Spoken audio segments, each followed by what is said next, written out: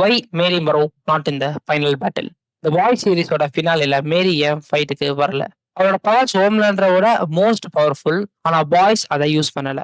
ஏன்னா மேரி ஒரு நல்ல சூப்பர் ஹீரோ. ஃபியூச்சர்ல நெக்ஸ்ட் குயின் மேவோ இல்லைனா நெக்ஸ்ட் ஸ்டார்லைட்டாவோ வரதுக்கான வாய்ப்பு இருக்கு.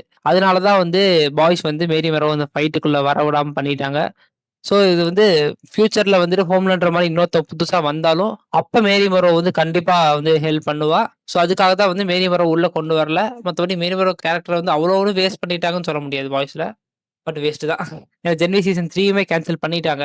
ஸோ இதுக்கு மேல பாய்ஸுமே வராது. இதுக்கு மேல வந்து இந்த வாட் ரைசிங் அந்த சீரிஸ் தான் வரப்போகுது. ஸோ வந்து அது ப்ரீக்வல் தான். அங்க மேரி மரோ ஆப்வியஸ்லி இருக்க போறது கிடையாது. இதனால தான் மேரி மரோ வந்து ஃபைனல் பேட்டில்ல பார்ட்டிசிபேட் பண்ணலன்னு நான் நினைக்கிறேன்.